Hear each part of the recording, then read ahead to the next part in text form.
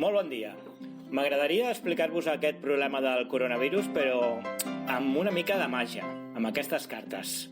Per exemple, imagineu-vos que una persona se n'afós aquest 4 de diamants i que aquesta persona decidís doncs, que trenca la quarantena i se'n va a la muntanya. En canvi, aquesta, molt més sensata, decideix que no, que jo em quedo a casa. O aquesta, que per exemple decideix que se'n va a fer una cerveseta amb els amics. I aquesta altra que pensa doncs, que no, que molt millor quedar-se a casa. O senzillament aquesta altra, que fa temps que no veu els seus pares i decideix que fa temps que els vol veure i que va a buscar-los i a veure'ls. Sí, però això no és sensat. El sensat és el que faria, per exemple, aquesta persona que es quedaria a casa.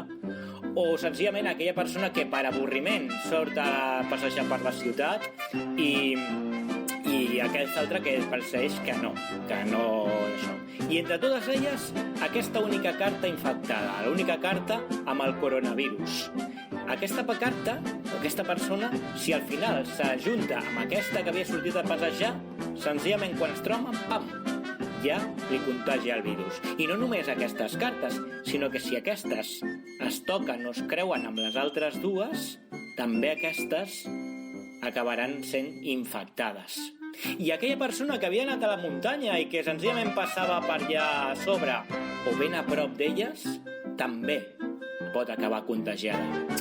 És un problema molt seriós i hem d'estar a la guait i no fer gaire el burro. Fer el que ens diuen de quedar-nos a casa, perquè penseu, per exemple, aquesta carta que tenim aquí sana, la posem boca avall entremig d'aquestes cartes. Posem-la enmig, que quedi al mig de totes.